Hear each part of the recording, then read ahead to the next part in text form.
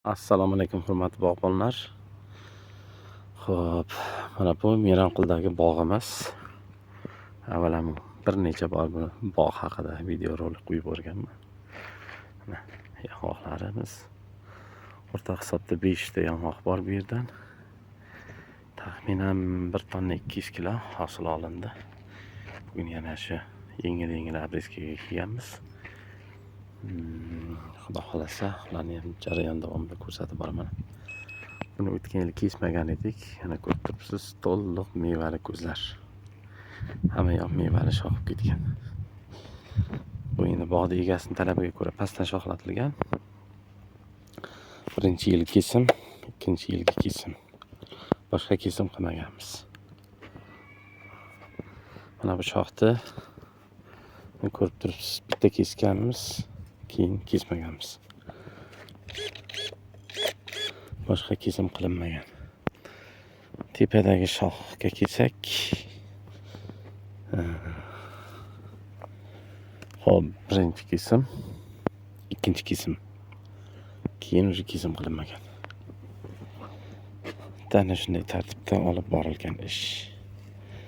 Bu yerda endi pastga qaragan shoxlarni olamiz. Tepa shoxlarni ham kesganimiz jarayonda ko'rsatib beraman. Bu yerda ham xuddi shunday mana to'liq mevali ko'zlar. Bu nav Chandler. Hop, birinchi kesim, ikkinchi kesim, boshqa kesim yo'q. Bunda ham birinchi kesim, mana ikkinchi kesim, boshqa kesim yo'q. Xuddi shunday mana. Birinchi kesim, ikkinchi kesim, boshqa kesim yo'q. Pastga ketgan shoxlarni olamiz, seraklatamiz. Ortiqcha 3 kesim qilinmaydi bu. To'liq mevaga yotgan. Buni ham xuddi shunday egma ishlamlar qilingan. Startda qilingan bular chaynatuvchilar. Ikkita katta daraxtimiz. Chaynatuvchi bu yerda Fernor. Asosiy Chandler. Bu yerda ham xuddi shunday mana. Maydagina daraxt, taxminan 3 metr keladigan daraxtimiz. Buni ham shu egma ishlamlar qilingan. Bog'da egasining talabiga ko'ra pastdan shoxlatilgan. Lekin bularni olib tashlaymiz deb aytganmiz. Bu yilchalik turadi, kelasi yil olib tashlaymiz. Shamol asosan kunchiqar tomonidan bo'lganligi uchun daraxtlarda qiyshish bor. Bu yerda ham kesma ishlamlari bitta kesim bo'lgan. Bu shoxda bitta kesim. Bu yog'i ketgan egma ishlamini qilganmiz bo'lgan. Xo'p. Bu bitta kesim. Ikkita kesim bo'lgan. Asosan egish ishlam bo'lgan. Shu tartibda bog'da faoliyat olib borilgan. Ko'zlari endi erkak ko'zlar uyg'onishni boshlayapti. Nasib bo'lsa yaqin kunlarda o'sha aprel oyiga borib uyg'onadi. Bugungi sanamiz nechi? 24-mart 2026-yil.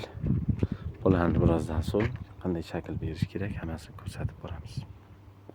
Hop, mana bu yong'oqimiz, mana ko'ryapsiz. Shox uyilgan. Natijasini ko'rib turibsiz, bo'ldi. Bitta kesim bo'lgan, ikkita kesim bo'lgan, shox uyilgan. Mana bu ham xuddi shunday. Bitta kesim, shox uyilgan. Ko'rib turibsiz, qanchalik mevali shoxlar bor. Ko'zlar. Ular har bir ikkitalik solganda ham qancha meva berishini ko'ryapsiz. Endi buni ko'p biz oshcha kesim qilmaymiz. Yengil seraklatamiz. Bir bo'yda xalaq qo'ygan analarni. Quyoshlar chiqmaydigan joylarda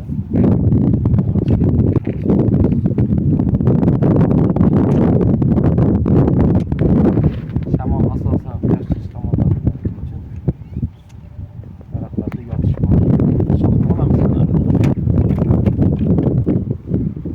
Bu yerda hozir lider 9 ga bor ekan.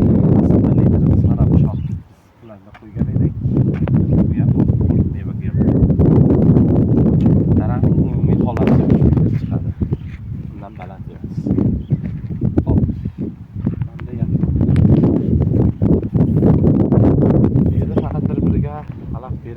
shoxlarni olamiz. Qaysi shoxni olishni ham bilmaydi. To'g'risi to'liq meva beryapti bu. Mevali ko'zlarini kesishga ham odam keladi.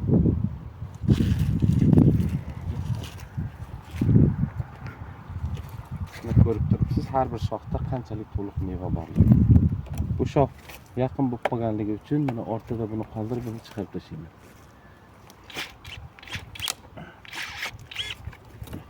Buni chiqarib tashladim. Bir-biriga yaqin bo'lgani uchun o'rtada buni ham majbur chiqaraman. Bemalol yaqin bo'ldi. Ular ham mana shu ekranlari qilingan, to'liq mevaga yotgan. Buni endi ochiq kesganimizda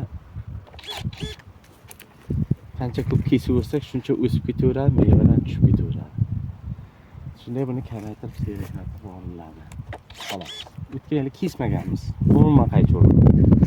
Shuning uchun hozir o'rtadagi oshcha shoxlarni seriyatlatamiz xolos.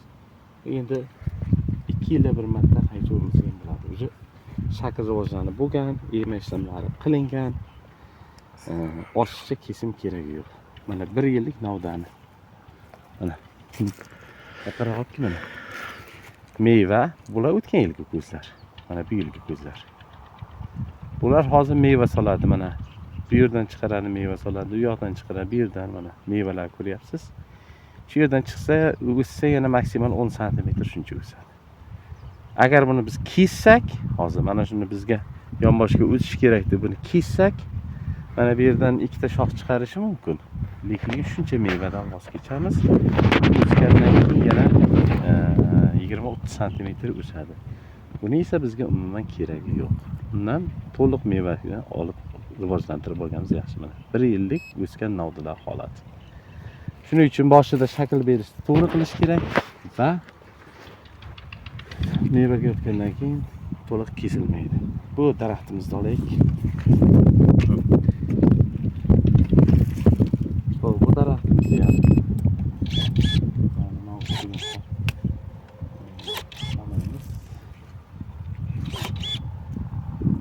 chunki bu bog'da orasi qo'y boqiladi, qo'ylar kelib ba'zi joylariga zarar bergan.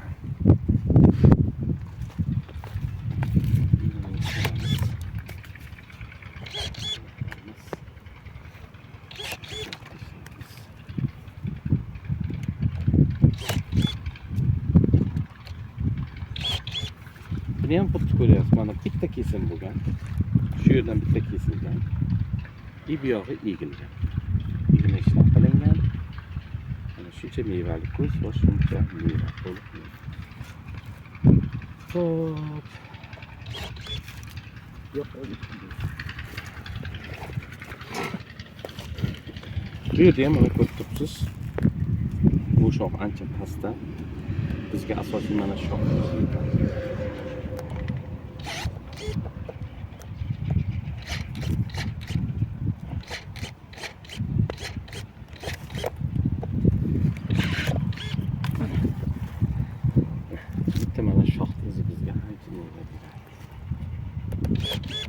Bu yerdan shu soyada qolib, nobud bilan qurgan joyni kesamiz.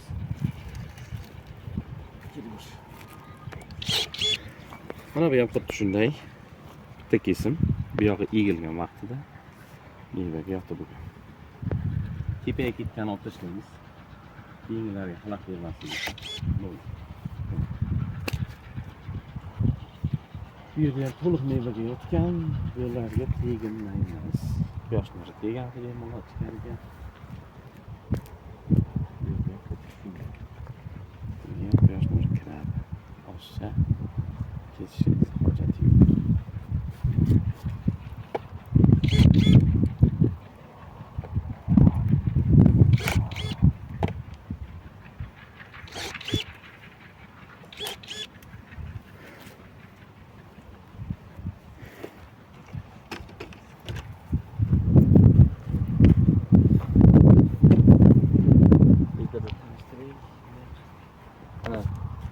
Asosiy liderimiz bu.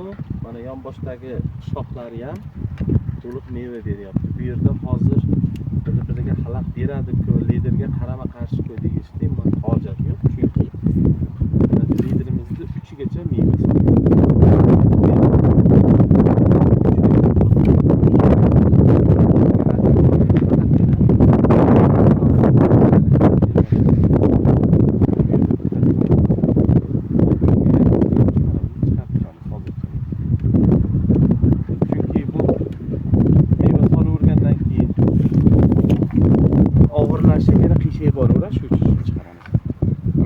Hisobda chiqarganimizda 5 taga 6 ta shoxni chiqardi.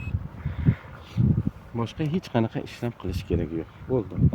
Endi bu yoqqa ozuqalar beriladi. Buni ham bir necha bor videolarda ko'rsatganmiz. Avvalgi yillarda. Ko'rib turganingizdek bitta kesim bo'lgan, bu yoqqa qolgan. Bu yerda faqat texnika turgan paytda zarar bergan.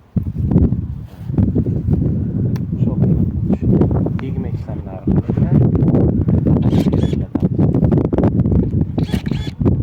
Umumiy balandligi chiqsa 4 metr chiqadi, lekin to'liq massiviy hosil yo'qdan.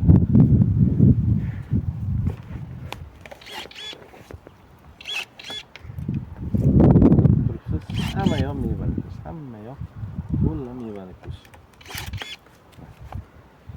Hamma yoqda mevali kuch. Bu endi oshiqcha o'smaydi. Faqatgina oshiqcha shoxlarni olib kelamiz endi.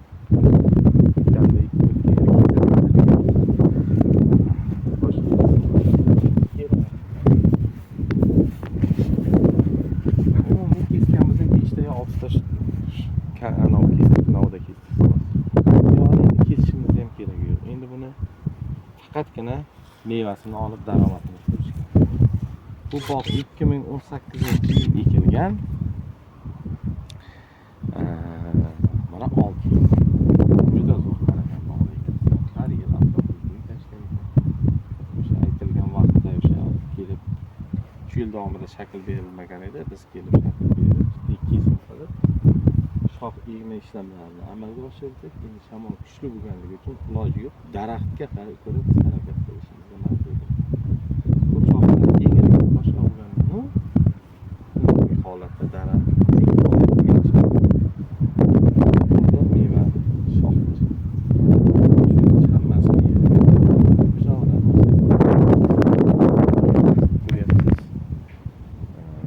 noto'g'ri tarbiyalangan deyish mumkin, lekin yoshligida noto'g'ri umuman boshidan kesim qilinmagan. Lekin shunga ko'ra harakat qilib, buni shoxlarni egib, hosilga yotqizdik ekan. Bu odamlar ham boshida shoxlarga qiziqib hosilni olib o'rgan, daraxtlarga umuman e'tibor qilmagan.